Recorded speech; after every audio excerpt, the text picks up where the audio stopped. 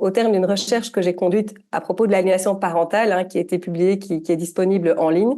Recherche que j'ai conduite, mais je n'étais pas seule, c'est important de le préciser. J'ai travaillé avec mes deux collègues de l'Université de Namur, Pauline Mailleux et Marie Goffaux, et c'était sous la promotion de Géraldine Mathieu, avec le soutien de Dan Kaminski. Donc voilà, on a travaillé à 5 sur ce projet. Au terme de cette recherche, je pense, vraiment qui nous a pris beaucoup de temps et qui était vraiment très intéressante.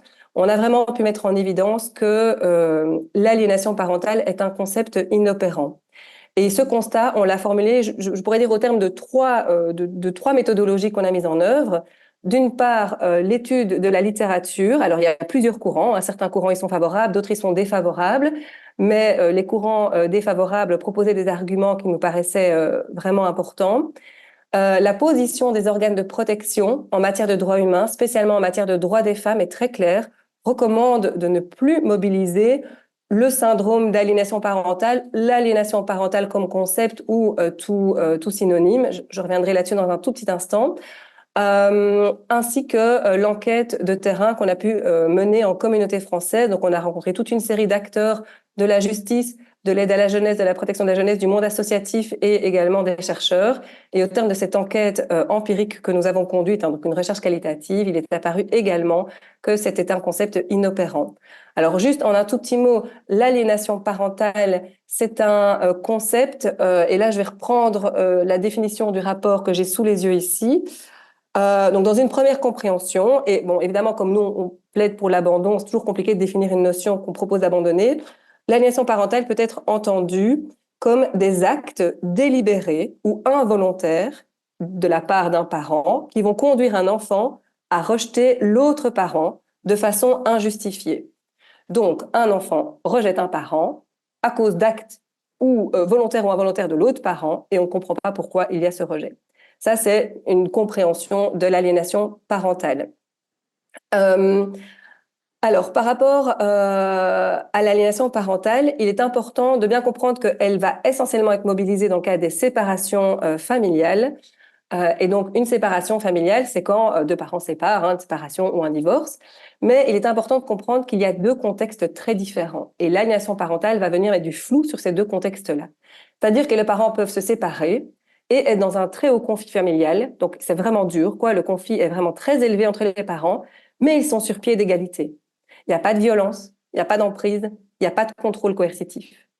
Et dans d'autres situations, il va y avoir un haut conflit familial avec des violences conjugales, donc à l'égard de l'autre conjoint, familial. Il faut savoir que ces contextes de violence familiale et d'emprise, de contrôle coercitif. Ces situations de séparation familiale avec violence peuvent être exercées évidemment par les hommes et par les femmes, et il est important de rappeler les chiffres. Les violences conjugales sont exercées 9 fois sur 10 de la part de l'homme sur la femme. Et donc, il y a une dimension de genre qu'on ne peut pas ignorer en la matière. Donc, c'est dans ce contexte-là de séparation hautement conflictuelle, soit à égalité, soit avec violence. Enfin, donc on ne va pas parler de haut conflit, on va parler alors là de séparation avec violence, que va être mobilisé le concept d'aliénation parentale. Et nous, on va recommander d'abandonner ce concept pour plusieurs raisons. Alors, la première raison qui paraît assez évidente et qui a d'ailleurs également été relayée dans un rapport de l'Institut pour l'égalité des femmes et des hommes, c'est que ce concept-là, il est simplificateur. On est face à une situation complexe. Qu'on soit dans un haut conflit à égalité ou qu'on soit dans le cadre de violence, c'est complexe, c'est compliqué. Or, l'aliénation parentale, ça écrase, ça simplifie. Et puis, ça va étiqueter. Il y a celui qui aliène et il y a l'autre.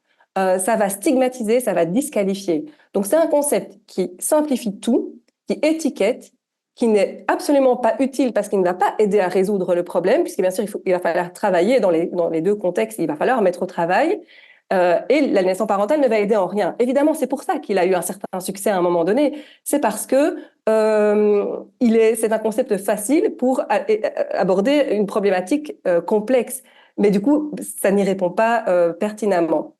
Par ailleurs, il va invisibiliser les violences intrafamiliales. Il a été démontré dans la littérature que la mobilisation de l'aliénation parentale vient invisibiliser les contextes où la séparation se fait dans un contexte de violence ou d'emprise.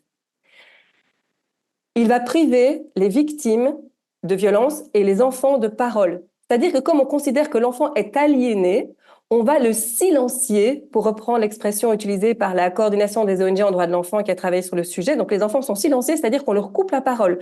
Puisque l'enfant est aliéné, sa parole n'a plus de valeur, on ne va pas l'écouter. Et donc, en réalité, la mobilisation de ce concept conduit à des violations de droits de l'enfant et de droits des femmes victimes de violences ou, on va plutôt dire d'adultes victimes de violences. Et ça prive toutes ces personnes d'une place de sujet, d'acteurs de droit. Et donc, il est à l'origine de violences. Il va également empêcher de prendre en compte la dimension de genre dans les séparations avec violence. Et enfin, il est important de rappeler que les fondements scientifiques de la naissance du concept, qui a été inventé qui a été repris, en tout cas diffusé largement par Richard Gardner, sont largement contestés dans la littérature pour toute une série de raisons. Et donc même la légitimité scientifique du concept est extrêmement problématique. Et donc, il est important d'ajouter, pour conclure, que bien sûr qu'il peut exister un phénomène d'instrumentalisation d'enfants. On ne dit pas le contraire. Bien sûr que les hauts conflits familiaux sont des situations complexes qui invitent à se mettre au travail et à réfléchir, mais il faut vraiment mettre en place et élaborer des outils et des processus de prise en charge et d'intervention qui maintiennent la complexification de la situation et qui permettent de la réfléchir et de la penser, prendre en compte les violences et respecter les droits de l'enfant.